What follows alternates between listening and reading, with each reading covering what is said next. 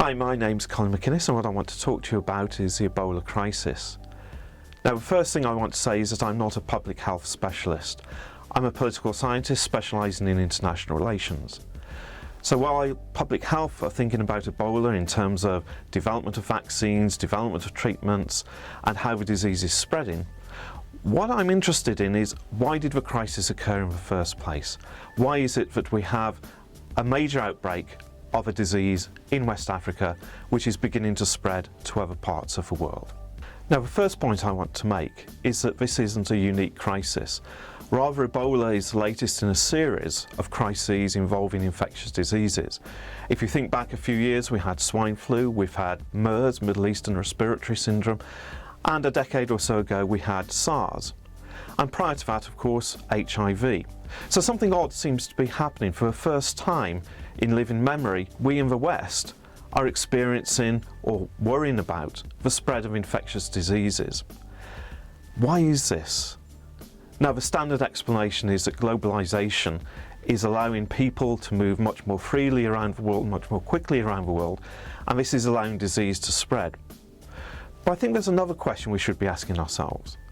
Why are we worrying about these outbreak events? Why are we not worrying so much about endemic conditions? So the hundreds and thousands of people dying in West Africa of Ebola is without doubt a tragedy. And we focus on that. But we're not focusing upon the 750,000 children who die each year of diarrheal disease. Easily preventable, but a constant factor. We're worrying, in other words, about outbreaks rather about endemic conditions. And we're worrying about things which could spread to us in the developed world and not those conditions which are affecting lives of hundreds of thousands of children in the world today, and particularly in poorer areas such as Africa. So first thing, as a political scientist, which I'm interested in, is not only the effects of globalization, but the way in which we worry about some things, but not other things. But what I want to do now is focus much more precisely on why we're experiencing the Ebola crisis. And what I want to do is run through three explanations as to why this is occurring. The first of these is to do with resources. West Africa is, of course, one of the poorest regions of the world, and we're dealing with some of the poorest countries on earth. And understandably, perhaps because of this level of poverty, the public health infrastructure is sadly lacking. And so when Ebola started to appear, the resources simply were not in place to deal with it and contain the outbreak. So the first explanation is one of lack of resources, but this is slightly problematic because since the millennium, more money has been spent on health development than at any other period in human history. In particular, the G8 have committed themselves to spending very large amounts of money on developing Africa and health in Africa. Moreover, we've got charitable foundations such as the Bill and Melinda Gates Foundation spending unprecedented amounts of money on public health, and in particular on public health in Africa. So we've got this problem. Why is it that we're spending more on public health in Africa, but we're still getting these health crises there?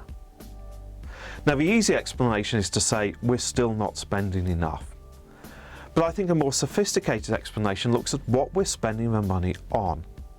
And in particular, much of the money has been spent on a very limited number of diseases, particularly, of course, HIV, and understandably HIV, but also upon treating diseases, rather than the public health infrastructure, which, once a disease starts to appear, can contain and mitigate the effects of the disease. So it's not simply the amount of money we spend, it's what we spend the money on that we need to focus on. And this is perhaps the first cause of the outbreak of Ebola, that we hadn't spent enough money on basic public health infrastructure, and we'd focused a lot of our expenditure on a more limited range of diseases, particularly HIV.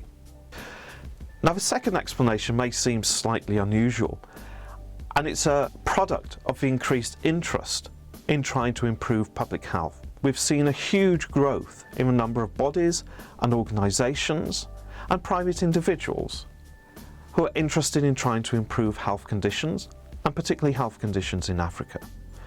Now, this may seem to be a great thing, for increased attention, increased resources. What it also means is competing agendas. Not all of these organisations agree on the best means of approaching public health, a best means of developing health in Africa, or the best treatments for particular diseases. And this is reflected in the motivations of these different bodies involved in public health. Some of them may be involved to develop economies, the World Bank for example. Others may be there because health is a basic human right, Oxfam. Or some may be there simply to try and improve public health for no other reason than health is a good in and of itself, the World Health Organization. And these can lead to slightly different solutions in how to deal with a crisis such as Ebola. So that you end up having not a single concerted, unified effort, but lots of different efforts pursuing slightly different agendas. And so this is one of the sad ironies of global health policy, that increased interest has led to increased number of bodies involved, which has led to a resulting potential for either poor use of resources and duplication of effort, or competition over what should be done, and messages which are confused. Now, the third explanation I want to suggest is one which I find personally the most persuasive. And that is that we're focused upon responses to outbreaks, not addressing the causes of outbreaks. If you like, we're dealing with the downstream effects rather than the upstream causes. So when you think about our management of the Ebola crisis, it's focused upon response, sending people to West Africa to help, trying to develop drugs which will help cure the disease. What we're not focusing upon is why the disease happened and spread so quickly in the first place. And the reason for that is absolutely clear. It's much easier to deal with responses than address the causes. The causes are issues such as poverty, issues such as cultural practices, and issues such as zoonosis, how we relate to the animal kingdom. Many of these diseases originate in the animal kingdom and are spread to humans. And it's much easier to provide a response, even if it appears to be expensive, to be costly in terms of putting people in danger, than it is to address these fundamental causes of disease in the first place. And so finally, where do I think we're going to go? First, the Ebola crisis is clearly a tragedy, something which, if not avoidable, at least could have been mitigated. But we shouldn't lose our perspective on this. There are many other health crises out there, and many more people are going to die of other diseases, including HIV and diarrheal diseases, than Ebola. But secondly, unless we as a global community and as national communities start to think about why is it that these diseases are beginning to emerge, and what are the fundamental upstream causes of disease outbreaks, then unfortunately Ebola is going to be just one of a series of disease outbreaks which will continue to occur in the future. Thank you very much.